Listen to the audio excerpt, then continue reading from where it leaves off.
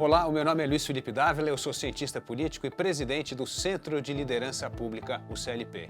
Este é o segundo episódio da nossa websérie 10 Mandamentos para o Brasil que Queremos. Nesse vídeo nós vamos falar do segundo mandamento, a importância de criar o federalismo. O Brasil precisa instituir um verdadeiro federalismo. Essa excessiva concentração de poder em Brasília prejudica a governança pública. O cancro da corrupção reside em um Estado centralizador e ineficiente, que consome hoje 45% da renda nacional.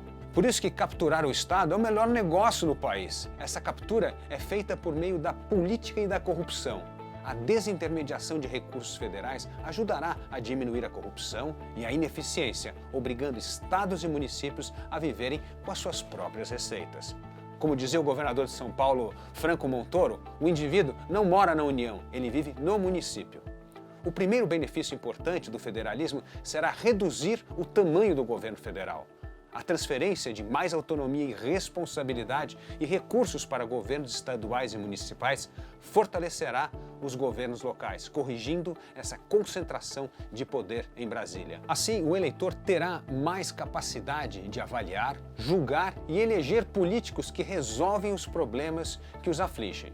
Isso exigirá governantes mais preparados para administrar melhor os recursos públicos, eleger melhor as suas prioridades, do que gastar tempo em Brasília percorrendo gabinetes atrás de verbas e de ajuda do governo federal. Estados e municípios serão obrigados a explorar a sua vocação econômica, atrair negócios, comércios e serviços na geração de receitas suficientes para financiar os serviços públicos de qualidade. Caso contrário, perderão a autonomia e o poder. Ao descentralizar o poder, os governadores e prefeitos não poderão mais culpar agora a letargia do governo federal. Eles serão responsáveis pela administração das receitas e despesas dos seus governos. O grande incentivo para os governantes fazerem a coisa certa e administrar com rigor as contas públicas estará nas consequências dramáticas que caberão aos maus governos. No caso da insolvência ou rombo nas contas públicas, será decretada a sua falência e o mandato do governante será cassado, como prevê a Lei de Responsabilidade Fiscal. Então, o federalismo ajudará a sepultar a proliferação irresponsável da criação de novos municípios. 90% das cidades brasileiras vivem da mesada do governo federal, garantida pelo Fundo de Participação dos Municípios. Essas cidades têm vereadores, funcionários públicos, prefeitos e vários secretários, mas não têm sequer um posto de saúde. Desperdício de dinheiro público. Em 2014, os pequenos municípios com menos de 10 mil habitantes receberam 14 bilhões de reais por meio do Fundo de Participação dos Municípios. Um dos fatores mais preocupantes na administração pública é a incapacidade de fazer diagnósticos precisos e definir com objetividade o problema a ser resolvido. Governos gastam mais com programas que não funcionam porque fazem diagnóstico raso e errado. Não há gestão eficiente sem eleger prioridades, definir um plano de ação, gerenciar metas e processos e criar mecanismos que avaliem o resultado das políticas públicas. A descentralização permitirá que estados e municípios desenhem políticas públicas de acordo com o contexto local. Para isso, governadores e prefeitos terão de escolher um problema, testar uma solução e ir num espaço restrito que lhes permita corrigir erros, mensurar o seu impacto e descartar rapidamente as medidas ineficazes. Não há inovação sem fracasso. O espírito empreendedor tem de adentrar o mundo político. É assim que cidades como Boston, Nova York, Barcelona, Londres, Medellín e Curitiba promoveram projetos inovadores em gestão pública, urbanismo e educação. É possível que um estado do sertão brasileiro, onde a escassez de água é um sério problema, adote políticas inovadoras em economia e reuso de água.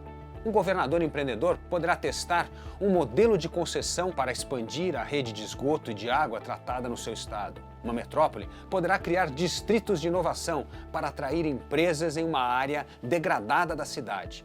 Entregar serviços públicos de qualidade por um preço justo e um prazo razoável não é uma tarefa trivial, especialmente em uma época de rápidas transformações demográficas, como o crescente contingente da população acima de 60 anos de idade. O aumento do número de idosos elevará a demanda por programas de saúde, de aposentadoria e de benefícios que se somarão à pressão por aumento de gastos já existentes com os programas sociais para a parcela mais pobre da sociedade e as crescentes reivindicações de uma classe média emergente por benefícios públicos. Essas demandas pressionarão o Estado para aumentar a eficiência e a eficácia das políticas públicas.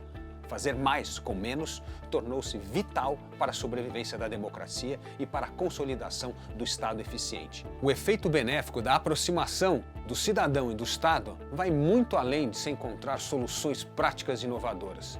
Trata-se de uma atitude que obriga os governos a mudarem de atitude de cultura. Em vez de recorrer aos atalhos da demagogia, do paternalismo e do discurso ideológico partidário, eles precisarão voltar a atenção à análise dos fatos. Será preciso inteligência coletiva para enfrentar os reais problemas e os brasileiros também terão de mudar a sua atitude em relação ao Estado. Em vez de se comportarem como crianças mimadas que esperam favores do governo e soluções milagrosas de líderes populistas, os cidadãos serão convocados a encarar os problemas e serão corresponsáveis pela busca de soluções realistas. Essa nova atitude desencadeará uma importante mudança de comportamento, exigindo maior grau de conscientização quanto aos principais problemas que ameaçam as aspirações, os valores e os bens que prezamos. Isso também torna mais realistas as expectativas em relação ao governo, evitando as desilusões e as falsas expectativas. O federalismo aumentará o espírito de colaboração e o senso de responsabilização de cidadãos e governantes.